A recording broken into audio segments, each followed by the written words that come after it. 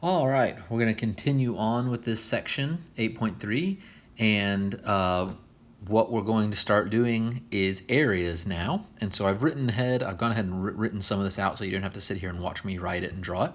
But I've gone ahead and written out some of the equations for different shapes. So first is a triangle, and the area of any triangle is 1/2 of its base times its height. And over here you can see this picture. This is the base, and then the height is going to be however far it is coming perpendicular up from the base to the opposite corner. That's its height right there, this line right there. So 1/2 base times height, okay?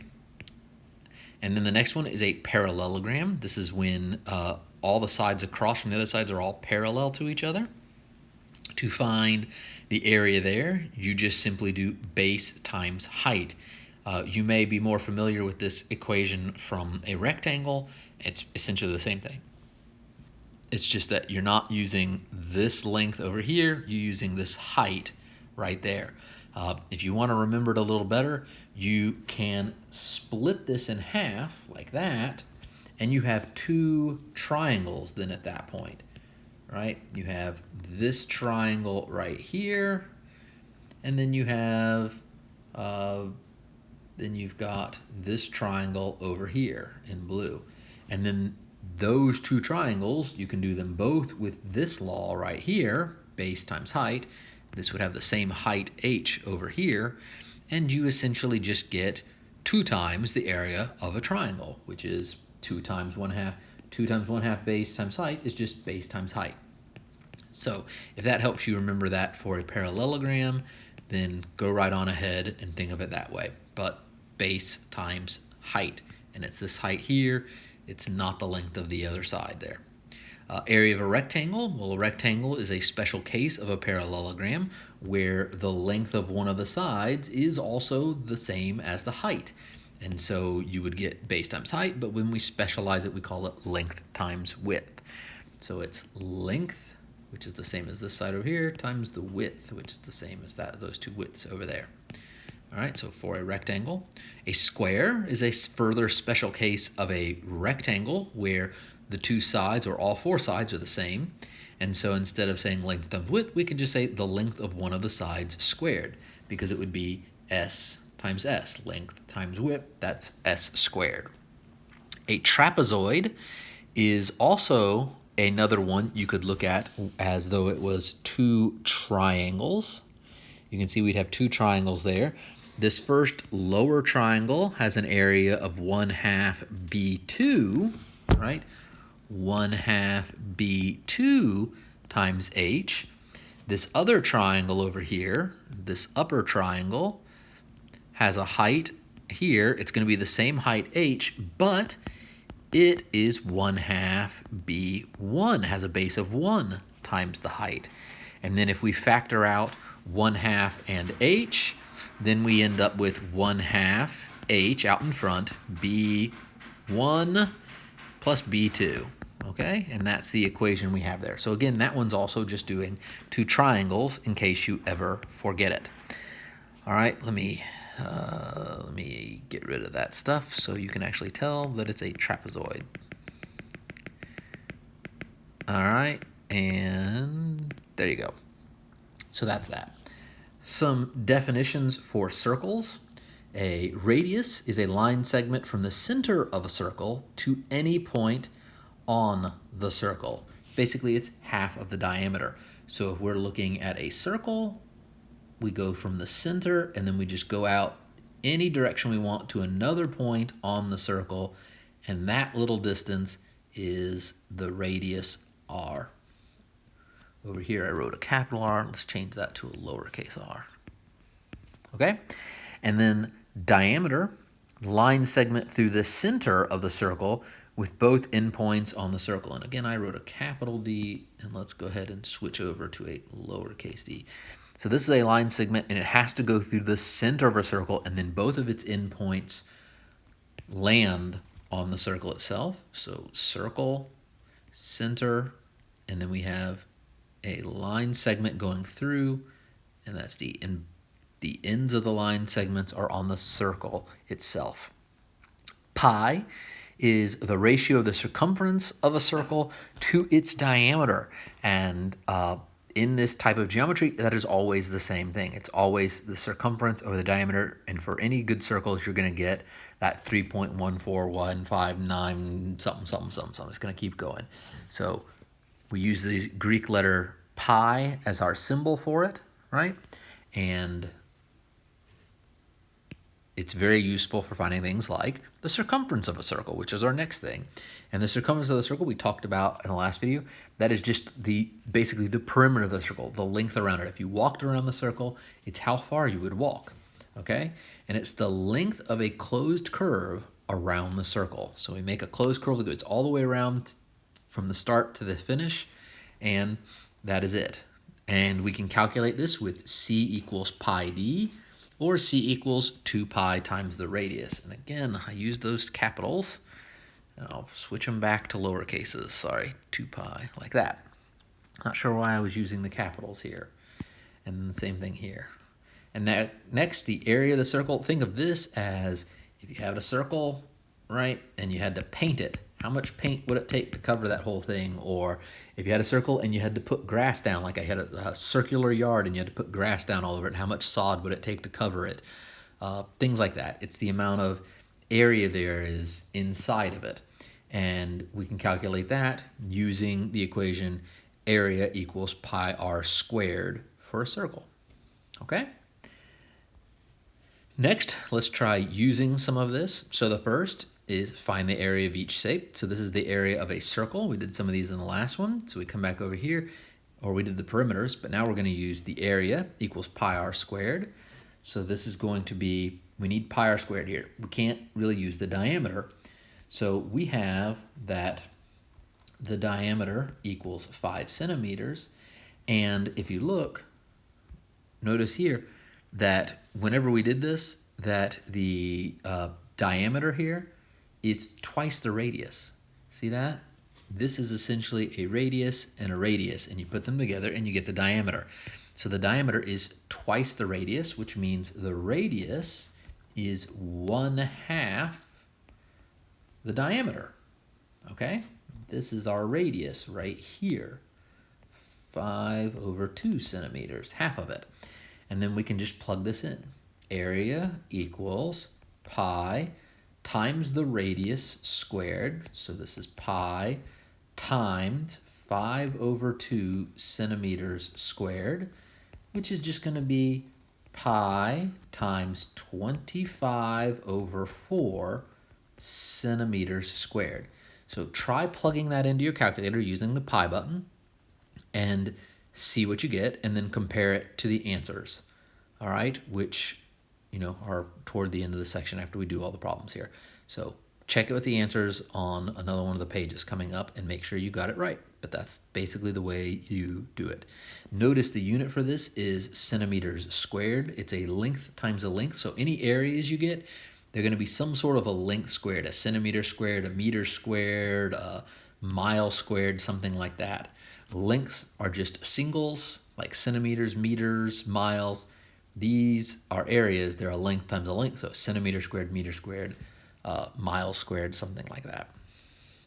All right, for this next one, we need to find the area. I'm going to leave that one for you to try. Just come back over here and make use of the rectangle length times width one. This next one, again, I'm going to leave it for you to try. Take a look again, see if you can figure out what shape this is, especially since it's telling you this side here is the same length as this side. So see if you can figure out what shape that is and which equation to use with that. This one I'm going to go ahead and do for you just as another example to show you, but if you want to try it, then just pause this video for a moment and do it. But essentially this is one we want to try. This is the area of, this is going to be a parallelogram, right? That's going to be 8 centimeters. That's 8, and that's 6. And so when we look, we come back to the parallelogram, it's going to be this equation right here. So what you're going to want to do is you're going to want to do area equals, and these should all be centimeters. You're going to want to do area is base. The base is this, right? So 8 centimeters times the height. Now, is the height the 5 centimeters or the 6 centimeters? Come back over here and remember, this is the height. All right, not that other side. It's that height there. So in this case, it's the 5 centimeters. This is what we want right there, times the 5 centimeters. All right, and I'll let you figure out 8 times 5 to get that answer. Okay, take a look at this one. We have two sides that are the same length, just like that, and then these other two sides that are parallel. So which shape does that fit? That's going to fit with the trapezoid, okay? And so you have to pick out the bases and the heights for that one. And so do this one, give it a try, using area equals 1/2 the height, which is that 6, times the first base plus the second base. This should be centimeters, centimeters. These are all centimeters. Okay, so try figuring that one out again. Check it on your own. And then continue working on through the rest of them. Pick out what shape it is and which of those equations to use and find the areas. Let me know if you have any trouble with any of them. They should all be pretty straightforward, I think. The only one that might give you a little issue is this one, but I'm going to draw a little hint here for you, and that's going to be to drop a line straight down here, okay? And if you do that, you essentially can find the area of this triangle over here and then add it to the area of this rectangle over here. So find the two different shapes, which means you're going to have to find the length of that unknown side right there, okay?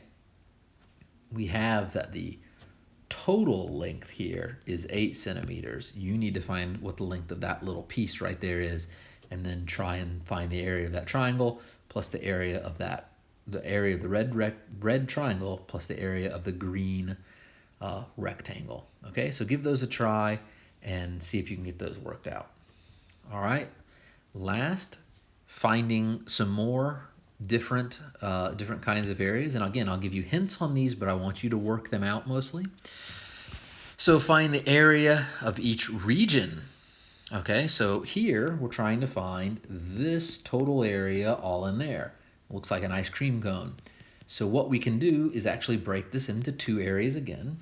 This top part right here is going to be, I should have done it like this so I didn't write over the number. That's going to be the area of a circle, or 1/2 of an area of a circle, like that, plus, and then what we're going to have below that is the area of a triangle. Right there, we have a triangle, and it's telling us that the height there is 4 inches. So plus the area of the triangle, okay? And add those two together. So it's all about finding those different areas. This last one, I'm going to leave totally for you to find the different shapes and the different missing sides and stuff like that, and see if you can figure out then what the total area is there. Here, we're finding the area of the shaded region. So we're not just adding sides together, we're also subtracting sides. So if you look at number 13, you've got the area of the whole outer circle, right? This large circle. So we'll call it that. That's this whole area in there, right? I don't want to leave those in there, but it's that whole area in there. And then what we're going to do is take away these two smaller circles and subtract them. So we can write it this way. I'm going to write it area total. That's our total area. It's going to be the area of the green circle plus 2 times the area of the red circles. Okay, the red circle, each individual one. They're both the same, so I'm just doing it.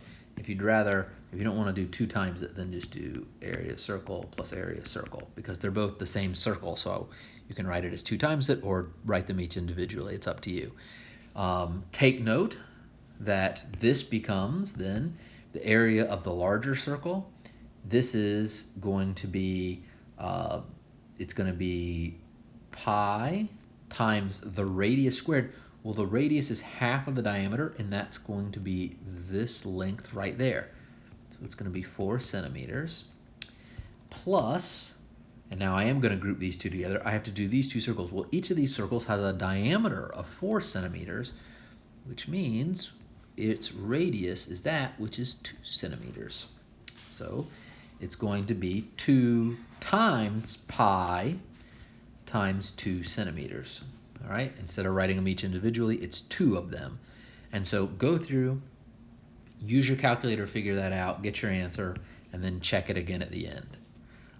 This one over here, I believe it's our last one, is simply a matter of finding the area of the outer square and subtracting off the area of the inner circle. Okay? So let me make sure that actually looks like a square. Area of the outer square minus the area of the inner circle. If you look, this length here is 6 centimeters. Let me do that in a different color so we'll see better. Is 6 centimeters. That means that this length across right here, if we move it up through the center, is 6 centimeters. So what does that mean this little half of it is? What's the length of that? That's going to be important to doing this. All right, so try and figure this one out on your own, work on it, and then check your answer here. I think all the answers are there on the next page. So check all the answers you came up with this answer key, and let me know if you have any issues with any of these that you just don't understand and can't get figured out. Okay, thanks for listening, and I'll see you in the next video.